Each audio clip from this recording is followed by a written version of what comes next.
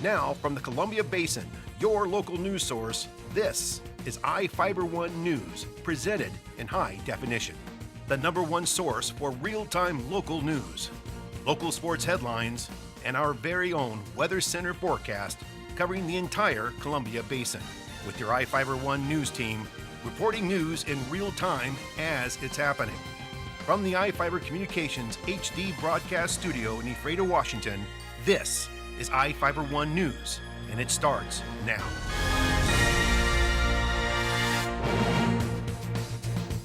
Welcome to iFIBER 1 News.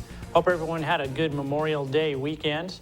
I'm Cody Johnson reporting news from around the Columbia Basin for Tuesday, May 28th. Tonight we'll report on the termination of Quincy Police Chief and an unusual competition in Moses Lake. We'll also look at a collision that left a Stanwood family dead near Quincy. And we'll review the Moses Lake Spring Festival. In sports, we have the results from the state softball tournament and the state high school track meets from last weekend.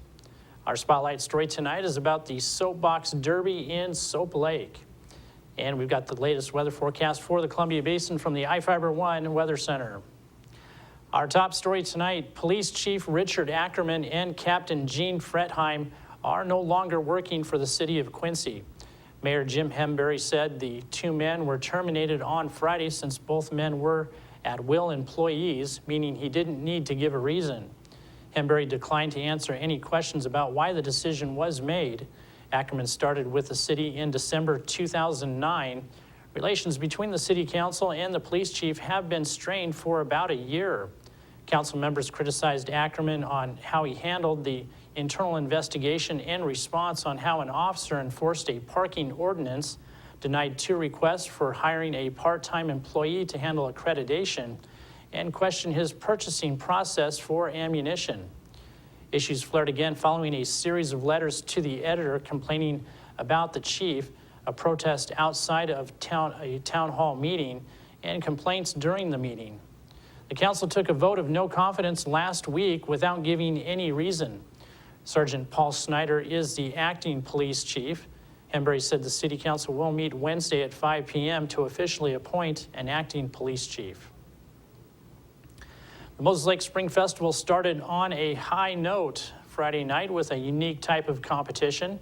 Here with the story is Spencer Graham.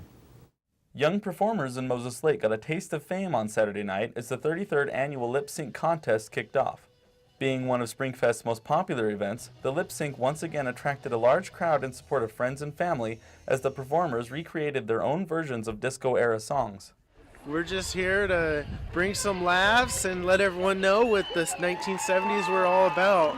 Well, we're doing Raining Men by the Weather Girls, so we're gonna pretty much just like dance it out. Hosting the lip sync was Dale Roth, a local DJ and longtime supporter of the event.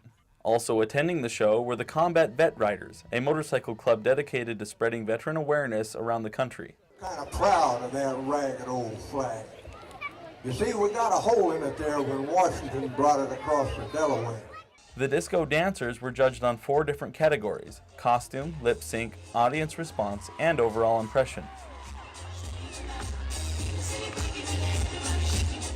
The winners of the contest received $400, with second place receiving $200 and third $100. For iFIBER 1 News, this is Spencer Graham reporting. Thanks, Spencer. A Stanwood, Washington family of 2 adults and 2 children died after a 2-car collision on Beverly Burke Road near George on Sunday morning. About 9 o'clock this morning here at Beverly Burke Road Northwest and Road 1 Northwest, there was a 2-vehicle crash in the intersection. One of the vehicles ended up in the irrigation canal. Unfortunately, the driver, an adult male, his passenger, an adult female, and 2 juveniles who were also in the vehicle all died. The man and the woman died at the scene, and the children were transported to Quincy Valley Hospital, where they died a short time later. Right now, investigators are trying to figure out how the accident happened.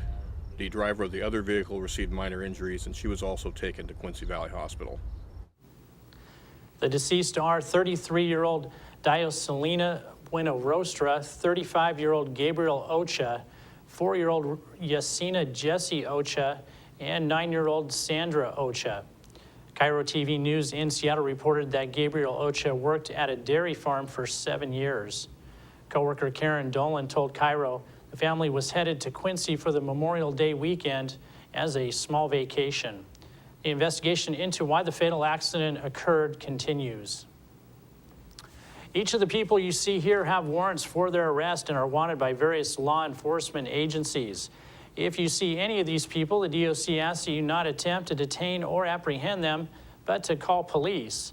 You can also call the Department of Corrections at 509-764-6180 during the day, or 509-762-1160 after 5 p.m.